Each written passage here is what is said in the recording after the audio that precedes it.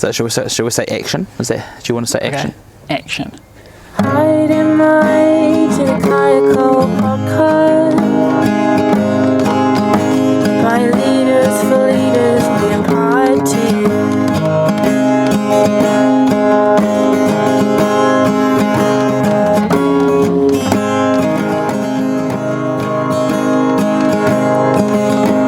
Here's what we have for you.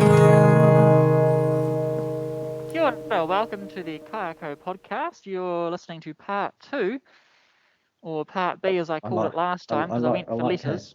I like how you're saying g'day Yes. to everyone, considering that literally 5 seconds ago we just said goodbye. It was almost. Yes, well, if they're listening to these sequentially. It was almost a continuing sentence. Like you almost went from goodbye to hello. Yes. If they've listened to these, like, bang, bang. It would just be a nice continuing conversation for you. We're still in the Princess Mary Lecture Theatre, arguably. We haven't really had time to move, not in 5 seconds. And No. we would ask generally at this point how each of us are doing. Yes. But how are we you already doing, know Sam? we already know how we're doing because we just talked to each other about that. So we're just going to crack straight into this one, I think. All right. Well, as always, Sam and Simon here, and we're going to hit the road running and listen to Fee Macrone talking about the LDT workbooks. So the cadets get a workbook when they're at camp. Sorry, my cats know that I haven't been home all day. I've been on the ambulance today, so apologies. So they get a workbook when they're at camp, and in the workbook is where they're going to record all their information. It's got lots and lots of data in it. And so that's because we want them to take it home and use it as a resource. Lots of it's already filled in because we don't want them spending the entire camp writing and writing and writing. We want them actually participating in the sessions and having a go and trying experiences and things like that. So we've got lots of, it becomes like a textbook for them really, if you want to look at it that way. And of course, for any kids that need it, we print them onto different coloured paper and all those sorts of ways to make it work, which is pretty cool, which is why there's so many questions in the kids registration form, because we need to know so we can make a difference. But there is a whole lot of tasks that we're asking our young people to do. So for example, someone who is working towards corporal, so we call that our leading others section, we send them home from camp with some jobs to do. So the first one is that we want them to meet with their divisional manager and their mentor, because we're aware that's not normally the same person. It can be, but it's not normally. And the reason we don't normally have them as their divisional manager is because the divisional manager's got enough on their plate to get done, looking after the whole division. But again, in smaller divisions or where there's not people available, then, it's not a rule, it's just a suggestion, if that makes sense. So review the feedback that they've got. So their instructors will write notes of things that, keep working on this at home, or something like, if they're from their drill section, it might be keep practicing using your command voice, so we want them to actually up, shoulders straight, projecting their voice for that kind of thing. Or it might be, go home and practice taking a game. We think you'll be really good at it. Use one of the ones you've learned at camp, and that kind of feedback. And it's all really positive and structured to help them move forward. They need to complete a divisional training agreement. So that's a form that we can probably scroll through to in a minute, that you, the divisional manager and the mentor and the mentee all sign together, just so everyone's got a really clear guideline or outline of what the plan is and how you're going to do it. No surprises. We don't like surprises. And then fill out the calendar below with the 10-week plan. So 10 weeks is aligned pretty much to a term, and that's how we've worked it. If it's a 9-week term and they've done their plan across 9 weeks, that's okay. If you lose your Monday because of Queen's birthday weekend, for example, that doesn't penalise the cadet. If you meet on a Friday, which I don't think any divisions meet on a Friday, and you lose your Friday session because of matariki, again, we're not going to penalise the cadet for that. If you go do some cool matariki cadets activities as part of your badge because you're doing Māoritanga, awesome, perfect term to do it in. So yeah, we want them to complete the calendar because there's lots of spaces in there for reflection, and the more they actually reflect as they go through, the more beneficial we've found the process to be. And we've done this with hundreds and hundreds of cadets across the country. And then once they've done that, you're going to go sit down with the mentor and re-review the divisional role agreement. So 2 meetings with the mentor is what we're asking for. The one at the beginning of the 10 weeks, the one at the end of the 10 weeks. Touch points in between, they can email, message, whatever way you've agreed and discussed between you that is appropriate, but 2 actual meetings, whether they're face-to-face or virtual. They need to do this self-evaluation, that's for the cadets to do, and set some SMART goals for the year. And the big thing with the SMART goals is they don't have to be St. John goals. And often the kids get tripped up on that. Oh, I've got to have all these St. John goals. Breathe, okay? It might be that you want to audition for the school production. That might be your SMART goal. Or for lots of our older cadets, it's I want to get X number of credits at NCA level, whatever, at excellence or achieved or merit or whatever it might be. Sometimes for our older cadets, it's they want to sit their learner's license. Cool. You know, anyone wanting to go into the health profession, getting your full license pretty early on is a really good life choice. So yeah, it doesn't have to be St. John, or it might be I want to earn 2 compulsory badges this year. So we've got our 6 gold compulsory badges that they need to get the grand prior. So they might be making a plan for how they want to do that. When it looks at in my role, you can expect that I will. Here, it's a really good idea for them to be putting things like attend regularly. That sounds reasonable. If you want to be a leader, let's actually be at division. You know, that I'm going to wear my uniform appropriately and set a good standard for the younger cadets. It might be that, you know, as a training corporal, you'll expect that I'll let you know if I'm sick and I'm not going to be there. Pretty standard stuff, right? Doesn't need to be particularly in depth from that.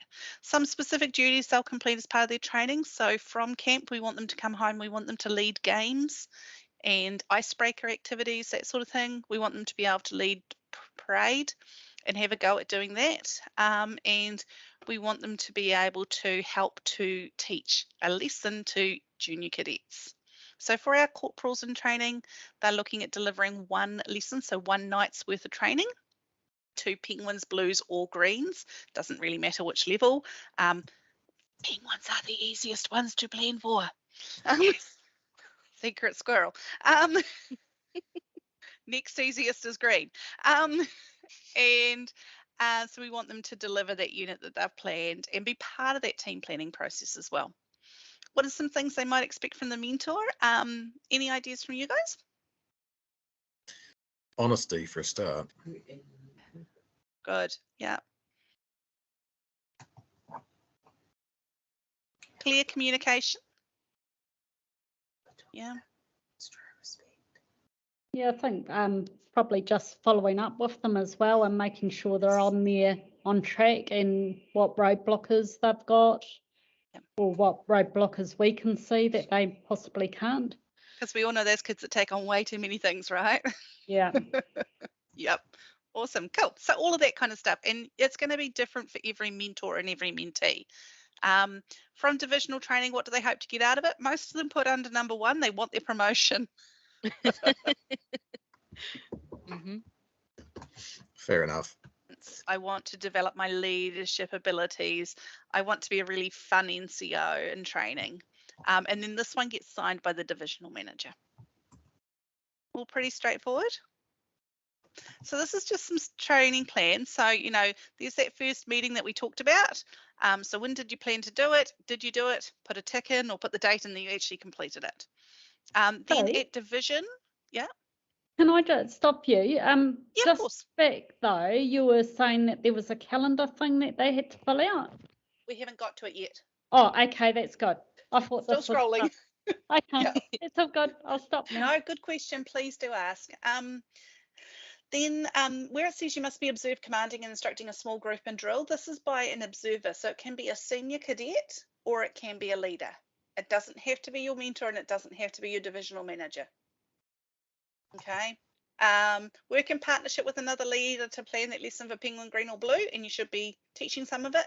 And then they reflect back. So it might be that they send a text to their mentor or an email or something like that saying, taught my lesson tonight and I was really happy about, or I wish this had gone better, or it finished really quick. What do I do then? You know, whatever the case might be. And think about what makes a good instructor. And often they're really good at being hard on themselves. you know, like all the things that they didn't do or didn't go the way they wanted it to go.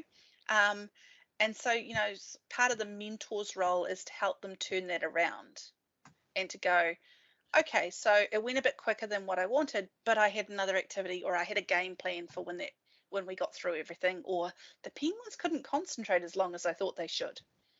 Okay, but I had another activity because I know that penguins have got a short concentration span, that kind of stuff.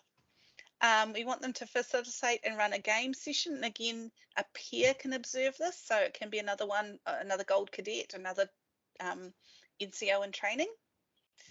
Just make sure they're doing their SMART goals, because if they check in on them weekly, they're far more likely to do them than if they only check them at the end of the 10 weeks.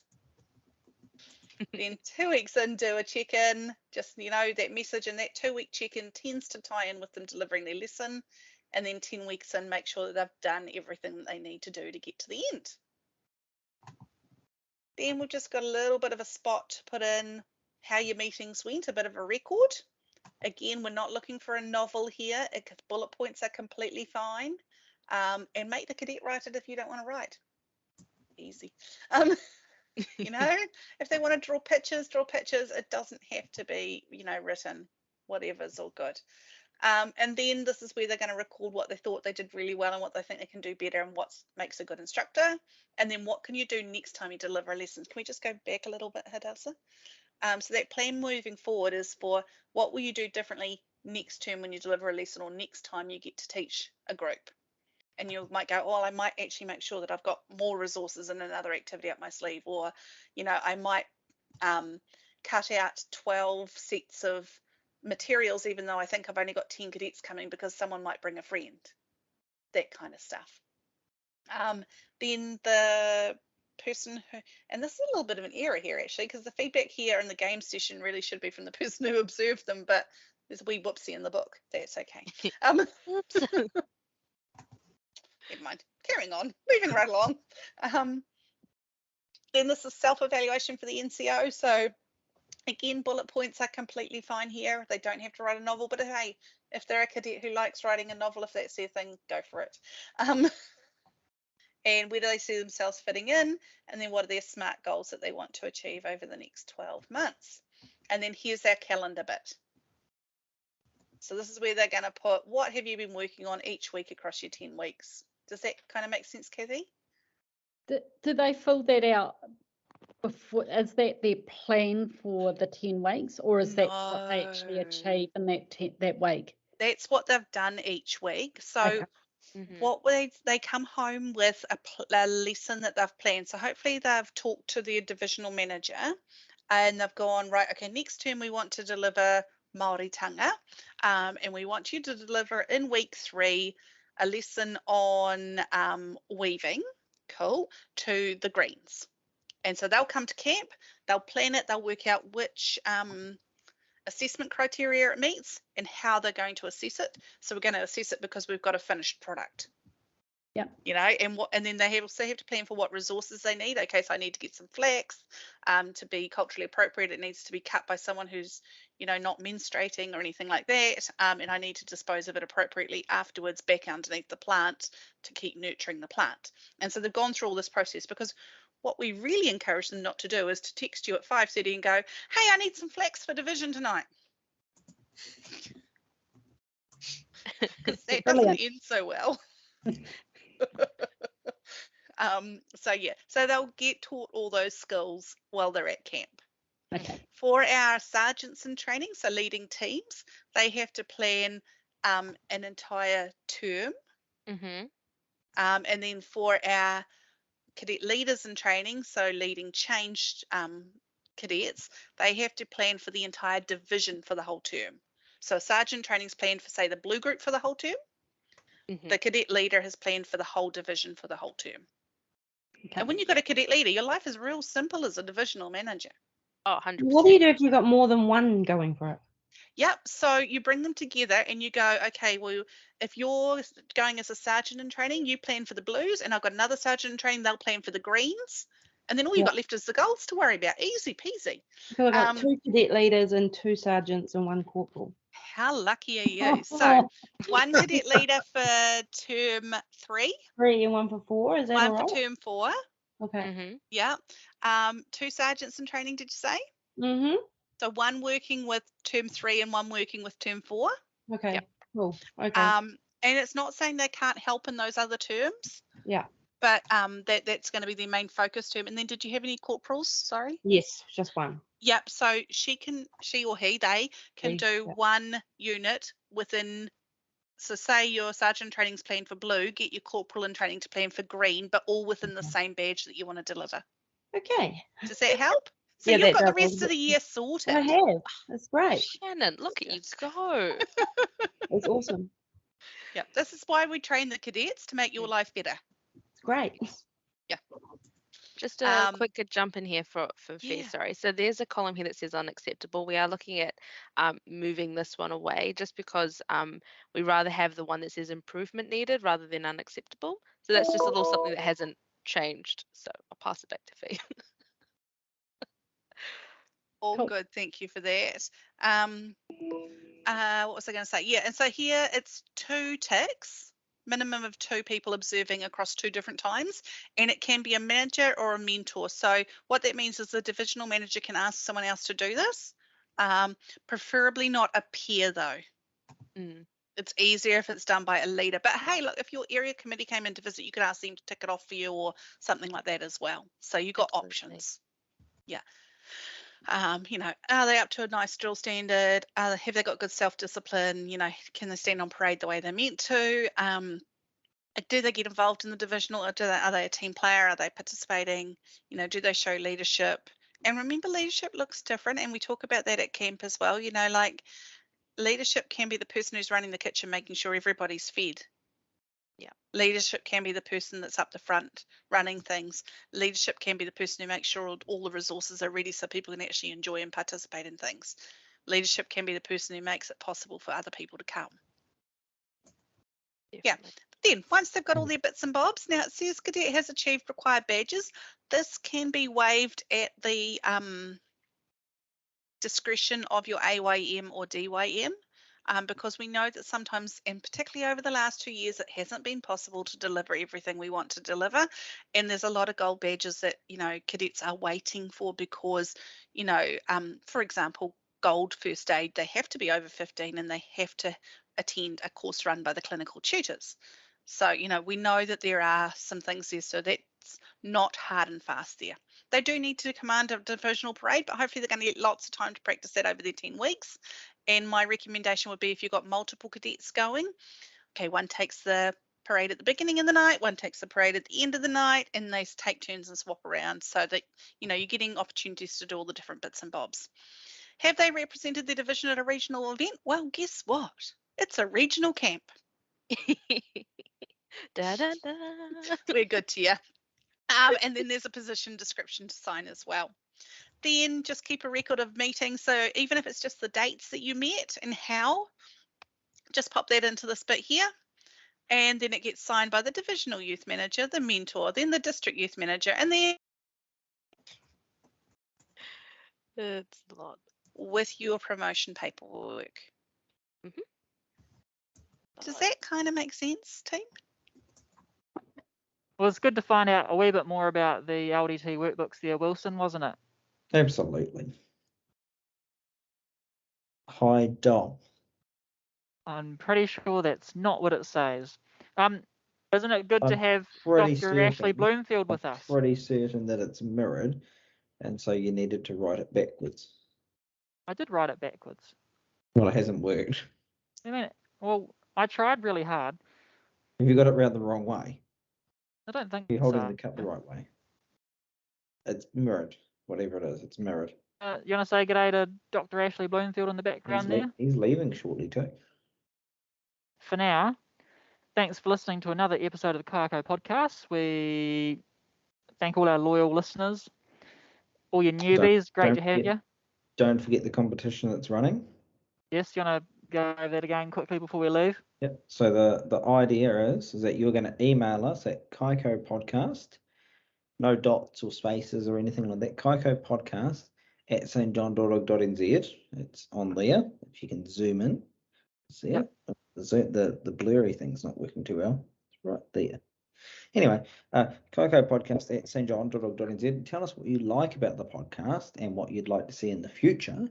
And do that by the end of July. And at that stage, we'll pick a random winner from the group that emails us, and you'll receive a cup, a Kaiako Just podcast one cup mug. giving away. Just one mug, mm, one mug, mm. one entry per person, please. All So you right. can Well, put hot chocolates in it. So yeah. All right. Thanks for joining us, everybody. Catch you next time. Go Kite. Ka kite. Thank you for watching the Kaiako podcast.